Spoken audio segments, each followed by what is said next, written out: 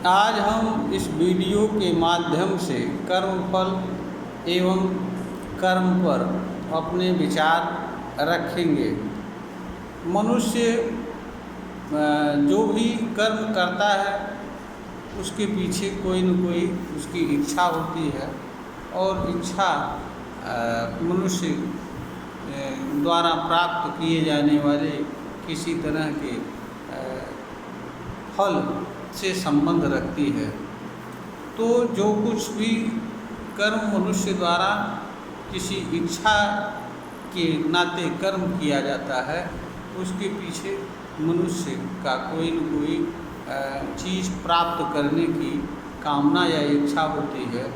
यही वस्तुतः कर्म का फल होता है। मनुष्य जिस निमित्त कोई कर्म करता है वह निमित्त ही वस्तुतः कर्मफल कहलाता है। कर्मफल कर्म का उद्देश्य हो सकता है, कारण हो सकता है, प्रयोजन हो सकता है, निमित्त हो सकता है, जिसके कारण मनुष्य कर्म फल के लिए किसी तरह का कर्म करता है। कर्म फल कर्म के बदले प्राप्त होने वाली चीज़ होती है। कर्मफल को समझने के लिए मनुष्य को कर्म को दो वर्गों में विभक्त किया जा सकता है। एक कर्म वे होते हैं जिन्हें मनुष्य इच्छा के बिना करता है, जैसे भूख लगना, प्यास लगना, एकाएक खतरे का महसूस होना और इन सब चीज़ों के निमित्त कर्म करना।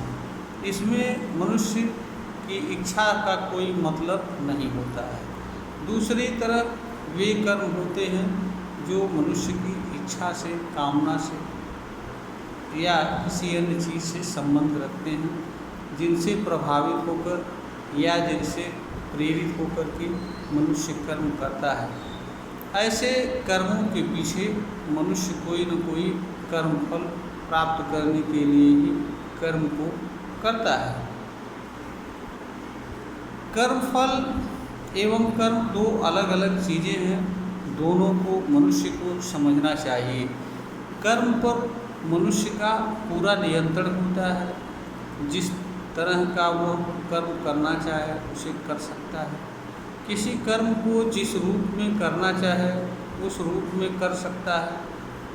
कर्म को मनुष्य निष्काम भाव से कर सकता है और कामना से युक्त रहते हुए भी कर्म को कर सकता है, किंतु दोनों के परिणाम अलग अलग होते हैं और दोनों से प्राप्त होने वाले कर्मफल भी बदल जाते हैं और उनका प्रभाव भी मनुष्य पर अलग अलग रूप में पड़ता है। जहाँ तक कर्मफल की बात है, कर्मफल मनुष्य को मिल भी सकता है, नहीं भी मिल सकता है, अथवा जिस अनुरूप मनुष्य कर्म का फल उम्मीद करके किसी कर्म को कर सकता है उसके अनुरूप नहीं हो सकता है।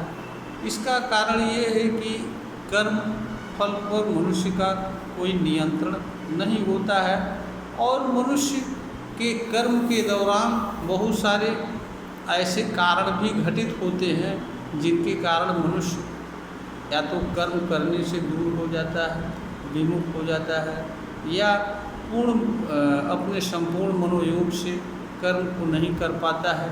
इस कारण से भी मनुष्य कर्मफल प्राप्त करने से वंचित हो जाता है। तो कर्मफल मनुष्य पर मनुष्य का कोई नियंत्रण नहीं होता है। यह मिल भी सकता है, नहीं भी मिल सकता है।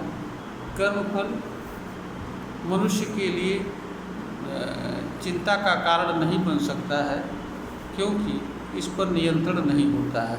अगर मनुष्य को कर्म करने से कर्मफल नहीं मिल पा रहा है या नहीं मिलता है, तो यह बात मनुष्य के लिए चिंता का या दुख का कारण नहीं हो सकता है, क्योंकि जिन चीज़ों पर मनुष्य का नियंत्रण न हो या जो चीज़ें मनुष्य के वश में न हो, वह चीज़ें मनुष्य के लिए चिंता एवं दुख का कारण नहीं होती हैं और न होनी चाहिए।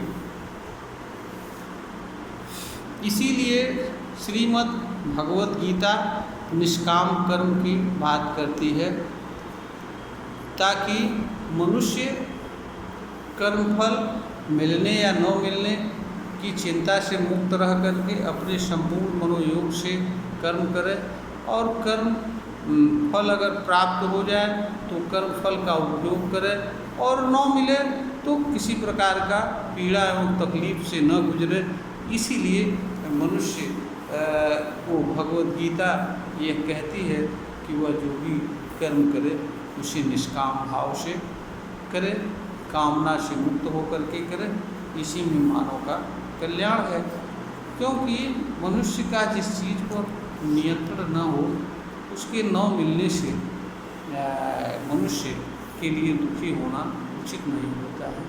क्योंकि मनुष्य जिन चीज़ों पर मनुष्य का नियंत्रण न हो उनके लिए दुखी हो, यह कभी भी उचित नहीं हो सकता है। इसलिए मनुष्य के लिए कर्म फल न मिलना मनुष्य के लिए चिंता एवं दुख का कारण नहीं होना चाहिए। यह वीडियो ज्ञानवर्धन ही बनाई गई है, प्रेषित की जा रही है। श्रोता को अगर पसंद आए तो इसे लाइक करें, शेयर करें और सब्सक्राइब करें।